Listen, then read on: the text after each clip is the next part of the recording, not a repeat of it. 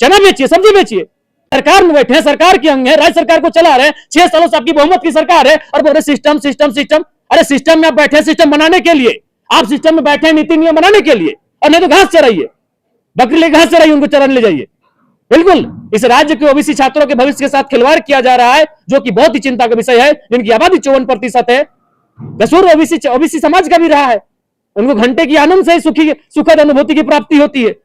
आज ये बहुत बड़ा प्रश्न चिन्ह लगा है उनके जीवन पर, उनके लाइफ पर। बिल्कुल उनका लाइफ, उनका मैं देख पा रहा हूं, मुझसे हजारों छात्र आज लगभग विगत 6 महीनों मिल चुके। मैं नहीं कह रहा हूं एक दिन में, 6 महीनों में हजारों छात्र जनता दरबार के माध्यम से मुझे मिल चुके हैं। वो रोते रोते हमसे मिलते हैं, वो धीरे धीरे शहरों से अपने गांव की ओर वापस जा रहे हैं, वो मजदूरी के लिए बाहर जा रहे हैं। आप आंकड़ा निकालिए, आप आंकड़ा निकालिए कि जो लोग पलायन कर रहे हैं, जो युवा पलायन कर रहे हैं अन्य राज्यों में, अन्य देशों में काम करने के लिए, उनकी आयु क्या है? उनकी आयु 18 से 25 साल के बीच है।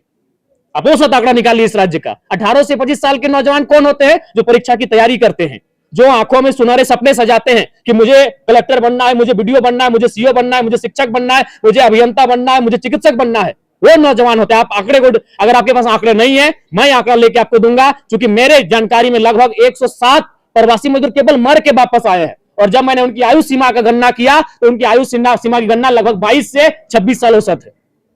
वो प्रदेश नहीं विदेश जा रहे हो और मौत के मुंह में समाकर इस राज्य में उनका शरीर भी 4 महीना के बाद आ रहा है।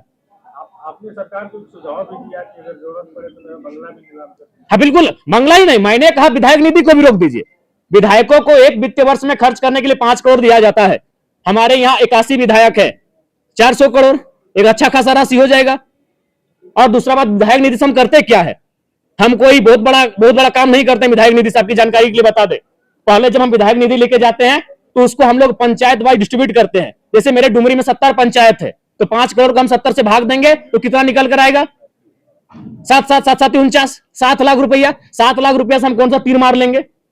एक पीसीसी का ही निर्माण करेंगे, फाइबर ब्लॉक का ही निर्माण करेंगे, या चबूतरा बनाएंगे। विधायक निधि से आपकी जानकारी के लिए बता दें, विधायक निधि से या तो चबूतरा बनता है, या तो वो 200 से लेकर 500 फीट का पीसीसी बनता है, या तो किसी की गली में वो फाइबर ब्लॉक का निर्माण होता है। बताइए इससे हम कहां चांद पर चले जाएंगे? मैंने कहा कि ये योजनाएं अगर नहीं होंगी तो हमारे राज्य को और हमारे क्षेत्र को विशेष फर्क नहीं पड़ेगा। अगर हम पीसीसी नहीं बनाए तो फर्क नहीं पड़ेगा, लेकिन अगर युवा नहीं पढ़ेंगे, जो अभी पढ़ने वाले हैं, जो स्कूल कॉलेज में पढ़ने वाले हैं, तो फर्क पड़ेगा। हम एक जनरेशन का गैप कर जाएंगे, एक पीढ़ी, बाकी लोग हमसे आगे निकल जाएंगे और एक पीढ़ी का अंतर हो जाएगा। इसलिए मेरे नजर में उस पुलिया से, उस सड़क से, उस पीसीसी से, उस चबूतरा से महत्वपूर्ण इस राज्य के छात्रों का भविष्य है। और मैंने बिल्कुल पूरे भौसवास में कहा है, चूंकि बंगले और जो सरकारी सुविधा है वो मुख्यमंत्री और स्पीकर को तय करना है। बिल्कुल मैं हौसवास में मीडिया के सामने कह रहा हूं कि नीलाम कर दे, मुझे कोई गुरेज नहीं होगा।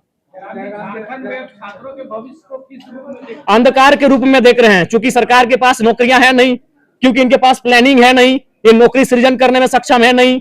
ये 26 साल हो चुका है, मात्र 8 जेपीएससी हुआ है, जेटेट की परीक्षा पिछले 10 सालों से हुई नहीं है। ये नौकरियां तो देंगे नहीं, तो बच्चे पढ़ेंगे तो नौकरियों के लिए सवाल करेंगे, बच्चे सड़कों पर आएंगे, आंदोलन करेंगे, सरकार को घेरेंगे, सरकार की आलोचना होगी। और सरकार चाहती है वो पढ़े ही नहीं। जब वो पढ़ेंगे नहीं तो रेस से बाहर हो जाएंगे।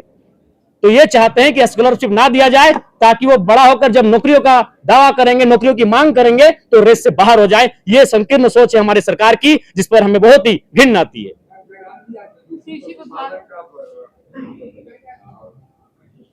जी, कृषि अनुपात, कृषि का जो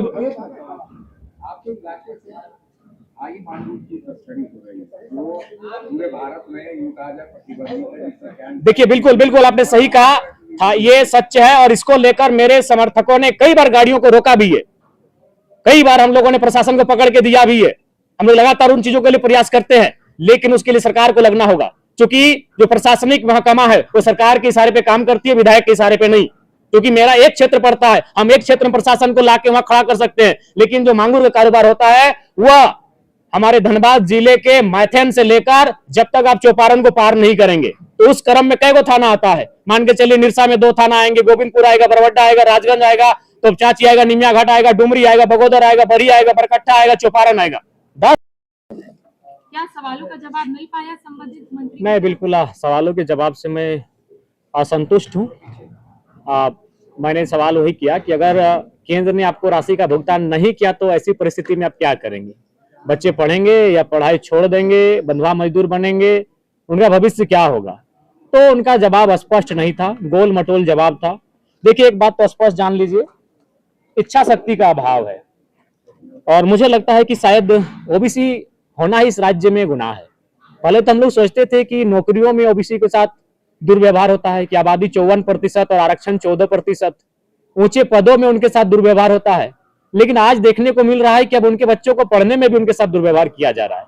मुझे इस घटना से फ्रांस और वियतनाम की घटना याद आ रही है, जब वियतनाम के बच्चों को जानबूझकर फेल कर दिया जाता था ताकि वो फ्रांस की बराबरी ना कर पाए। आज ऐसा लग रहा है इस राज्य की सबसे बड़ी आबादी ओबीसी वर्ग को न पढ़ने दिया जाएगा, जब वो पढ़ेंगे नहीं तो शायद नौकरियों में बाकियों के सामने मुकाबला ना कर पाए, जो कि सरकार की एक संकीर्ण सोच को दर्शाती है। आज ये कह रहे हैं कि इनके पास फंड नहीं है, इनके पास बजट नहीं है, तो पिछले 2 सालों से मुहैया सम्मान योजना की राशि कहां से दे रहे हैं? यानी इच्छा शक्ति का अभाव है। आप ये केवल दोषारोपण नहीं कर सकते, अगर केंद्र ना दे तो आपके पास क्या विकल्प है? और आप मुहैया सम्मान की राशि किस मद के माध्यम से दे रहे हैं? तो जब आप मुहैया सम्मान योजना की राशि दे सकते हैं तो आप राज्य कोटे से जो उनको पैसा होगा अग्रिम भुगतान करें। मैंने तो एक सुझाव भी दिया कि आप उन्हें ऋण देने का काम करें, बिना ब्याज के उनको ऋण दें। जब पैसा आप उनके अकाउंट में दे देंगे या फिर जिस प्रक्रिया से आप छात्रों को पैसा देंगे, 10,000 दें, 20,000 दें, 25,000 दें, जो उनका स्कॉलरशिप होगा वो पैसा उनको ऋण के माध्यम से दे दें और जब उनके अकाउंट में पैसा आ जाएगा आप उस पैसे को काट लें। लेकिन सरकार के पास गोल मटोल जवाब है। बड़ा विचित्र बात है। और सबसे बात, माननीय चमरा लिंडा जी छात्रावास से रह के विधायकी का सफर तय किए हैं, छात्रावास से रहकर नेता बने हैं, और छात्रावास में रहने वाला अगर विधायक मंत्री अगर छात्रों के दर्द को नहीं समझ पा रहा है तो ये केवल और केवल इनका गोल मटोल जवाब है। मैं उनके उत्तर से बिल्कुल असंतुष्ट हूं और उन्हें जो भी आंकड़े जो तथ्य तौर पे प्रस्तुत किए हैं बिल्कुल मैं एक सिरे से खारिज करता हूं। उनमें इच्छा शक्ति का अभाव है। वो बार बार कहते हैं सिस्टम सिस्टम सिस्टम। अरे आप सिस्टम में बैठकर सरकार चला के नहीं सिस्टम दुरुस्त कर पा रहे हैं तो बाहर बैठिए,